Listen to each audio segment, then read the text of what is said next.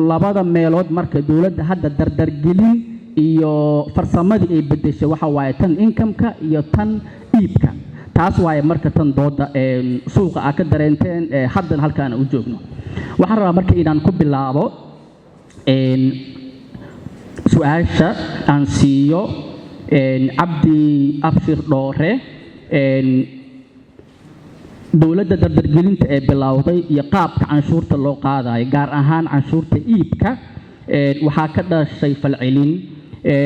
falcelintaasi suuq waa laga dareemayay 3-4 usbuuc oo la soo dhaafay su'aasha marka waxay tahay maxay tahay caqabada ugu weyn ee qaabka iyo dardargelinta canshuurtaasi ee la timiday sidoo kale maxay tahay adigoo ka fiirinayo dhanka ganacsiga sidee ayaa dawladda iyo private sector-ka uga shaqeyn karaan caqabadahaasi in la xalliyo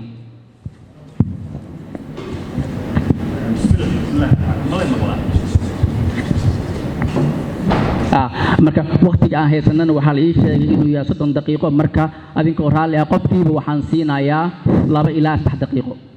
bismillaahi raxmaani raxiim aad iyo aad aan ugu mahad celin runtii dadka soo qaban qaabiyey kulankan the 7 Institute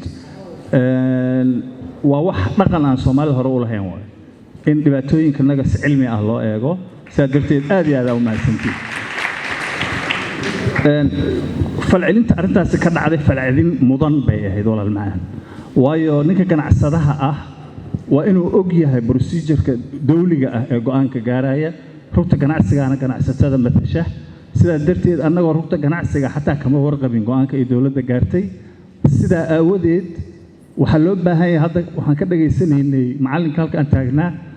in public-ga iyo private-ka oo dialogue dhex maro markaa kadibna ay wax qaybsadaan oo ay shaqo wada qabtaan haddii dialogue-gaas oo xoog lahaan waayo waxaa imaan doonta shacabku ayagoo waxba ka warqabin inuu dusha uga yimaado waxa dhibaatada keenay oo dhan waxay salka ku haydaa xogna lagama hayn loomana diyaarsanayn dawladduna waqti iyo cilmi baaris ma aysan gelin dhibaato kale oo canshuur diida haba yaraatee ma jirto sida muuqato wuxuu ahay dawladdiina waxay sameynaysaa la tashiyo ganacsigiina weli lama wada gaarin at least sida hadda muuqato marka waxaan rabaa inaan siiyo su'aasha kale Dr. Cabdinuur tan hadda taagan adigoo ku seexiraya sidee muxuu ahaay loo kordhin karaa markii la fiiriyo daraasadda hadda aad soo jeedisay natiijadeeda maxay noqon kartaa natiijada practically tala ahaan dawladda adigoo ka fiirinaya qodobka hadda aan ka hadlayno taagan oo ah dawladdiina way isku dayday ganacsigiina ma qanacsano marka trustigii wuu yar yahay sidee marka daraasadaadii u xoojin kartaa maxaa la yiraahdaa ama u dadejin kartaa processkaas in uu ka dhasho halkaas aaminaad okay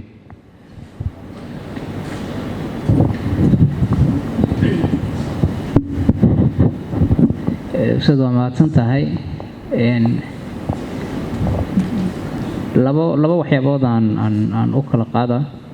midda koowaad waa arrinka oo la xiriiro trustiga wuxuu u baahan yahay in la dhiso u baahan yahay waxoo waqti yar ku imaanayana maaha dadka waxaa laga yaabaa inaysan kalsooni badan ku qabin dawladdana sidoo kale kalsooni badan ku qabin dadka soo trustigaas wuxuu ku imaanaa waqti uu qaado doonaa inuu dhismoona u baahan yahay waana iska kind of theoretical oo waa judgment wax la xiriiro value judgment oo biri samaysmaasana loo sameynaa lama dhihi karo midna lama filayo in inta laga tashado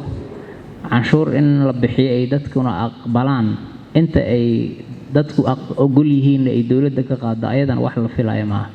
practically wax weligii dunida ka dhacay maaha waxaa la yiraahdaa canshuurtu waa like hot potato markii baradhada ama bataatiga uu kulul yahay qof kasta wuxuu jecel yahay in loo fiiqo uu jecel yahay inuu asaga fiiqdo oo asaga ku gubto ma rabo canshuurtu waa saas oo kale ay dhahaan soo marka waxa target ani aan filayo maahaba dadkii dawladda heshiis ku wada canshuur in la arko marna ma dhici doon soo mar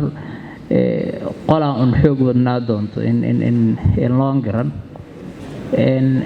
laakiin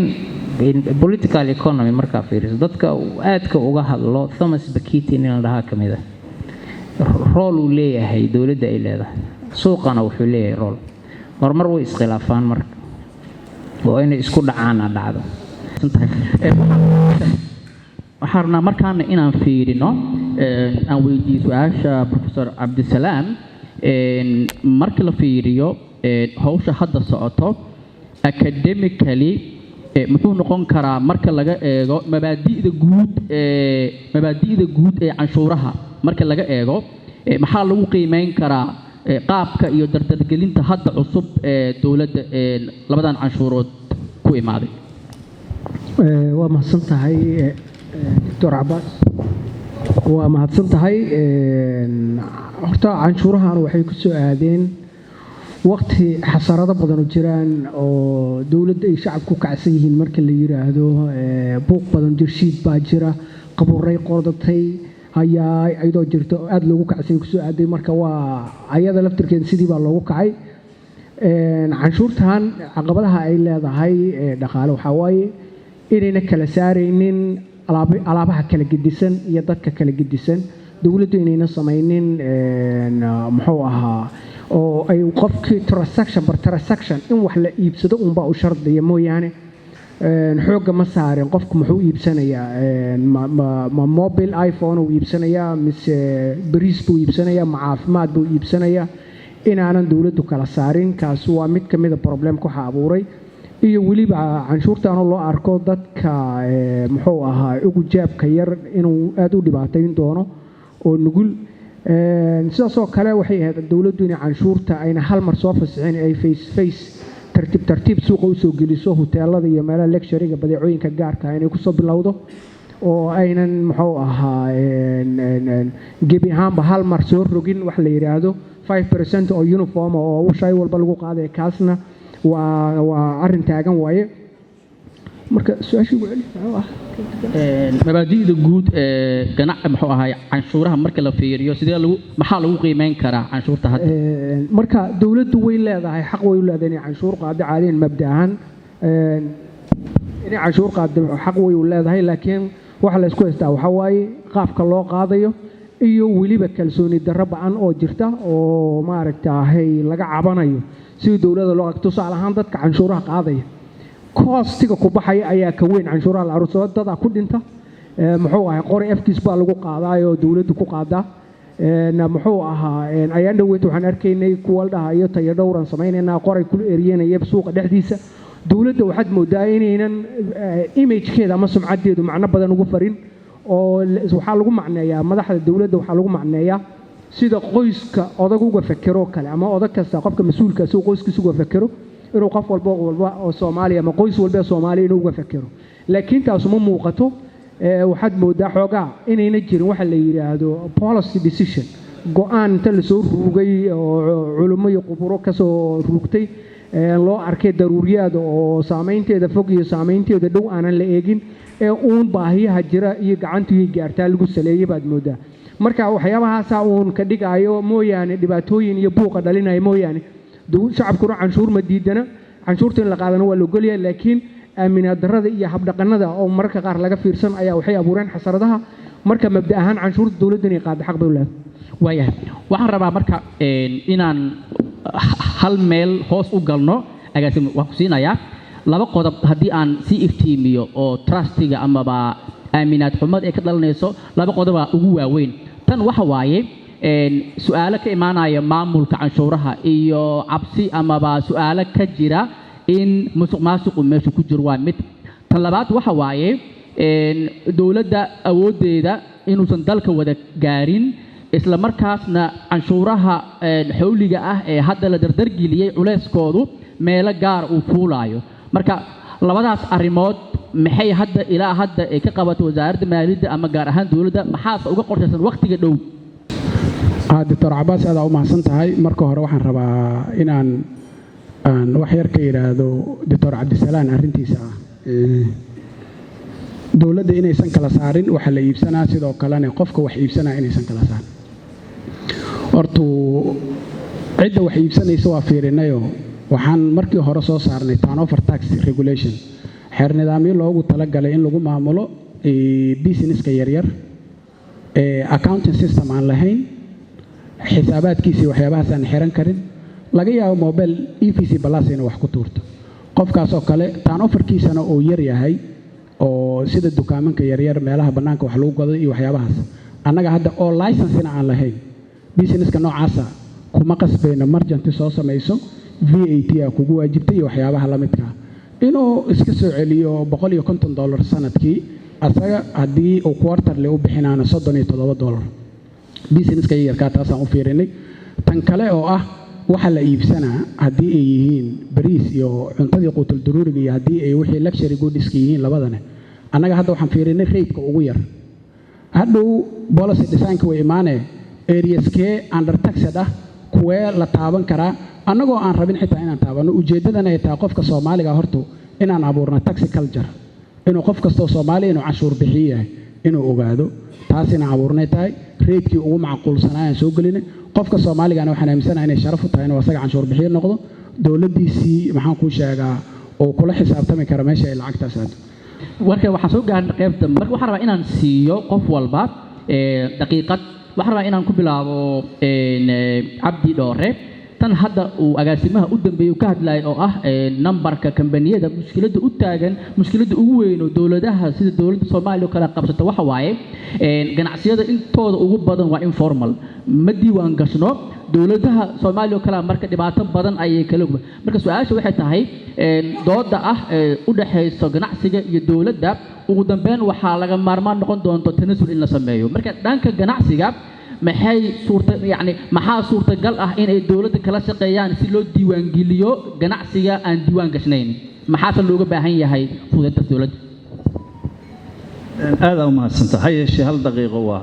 غير cadaalad darra ku jirta waayo dawladda ninka matalayo wuxuu hadlaayay waqtiga uu rabo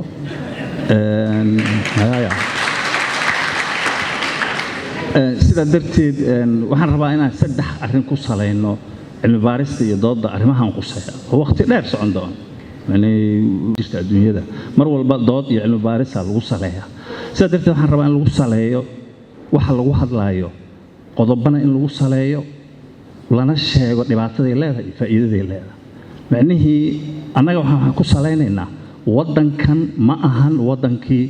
la xukumi jiray ee Soomaaliya ay ahaan jirtay Soomaaliya maanta ma aha Soomaaliya maanta cidda wax xukumi karta hantiyadiisana haysata dalkan ay dhibaato ka soo gaaray waa ganacsiga gaarka loo leeyahay haba yaraatee ee dawladda Soomaaliya maskaxda ay ku fakarayso inay bedeshaa la rabo maskaxda ay bedelay maxay tahay war waddankan private sector-ka kula leh waa ina ogolaato dialogue ina hor fadhiisato ma aha ina company uu wacdo xafiiskaaga kugu yimaado bari iska tagno public private dialogue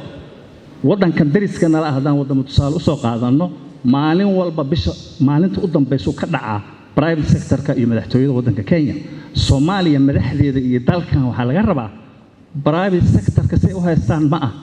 private sector-ka iyo dawladda equal power waayo waddankan dhexdiisa haddii ixtiraam uu jiro haddii kale waddankan 75% gacanta ganacsatada ku jira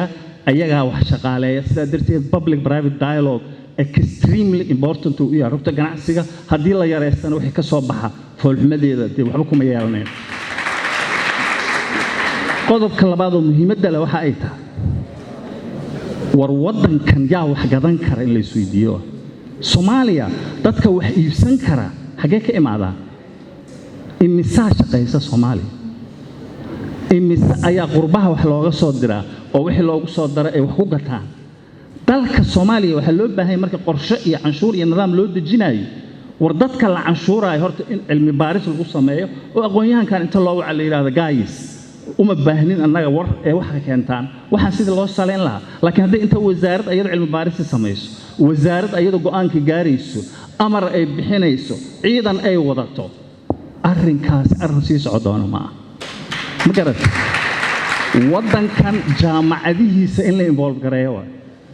cilmiga Soomaaliya ee dhalinyarada in laga faa'iideysto madaxweynaha waddanka waa aqoon-yahan sidaa darteed waxaan xasuusinayaa war waddankan cilmi hala aado هل يسكتنا فهو حقصب كالوفلنا ودن كالصوماليا شعبك وأنا وأنا كملنا haddii aadan waxba adiga mushaar qaadan $200 qurbaha lagaaga soo diro oo wixii aad wax ku gadanaysa ee dawladdu ay canshuurto waxa imaan doonta wax gadashada yaraanaysa haddii tii wuxuu sheegay mudanahan wax garashadu markay yaraato canshuurta yaraanaysa waxa laga yaabaa in hadda la dareemo laakiin 5 sano 6 sano kadib la dareemo haddii wax laga gadan waayo cidda qasaaraysa waa dawladda waayo cidii wax gadi lahayd wax ka gatay weyne sidee canshuur markaan hadii wax ka gataan waay therefore waxa loo baahan yahay sanado dheer iyo indho fog in lagu fiiriyo go'aamada la gaarayo waxba kama qabno dawladda la shaqeynaa ganacsatada la shaqeynaa dhaxdoodan ku jirnaa hadiina laga boodo ka waran waa khatar waa arrinkaas waxa loo baahan yahay dialogue private sector-ka 10 sano ka hor saxeena 10 years ago dawladda farmaajo ku celina waa saxiix in la dhaqan geliyaal rabaa oo cilmi baaris la geliyo oo laga shaqaysiyo waxaan u garantireynaa wasaaradda maaliyadda shacbiga iyo ganacsatada iyo rugta ganacsiga diyaar inay canshuur bixiyaan ha yeeshee hala soo maro nidaam cilmi sare ku salaysan oo wadankan saameyn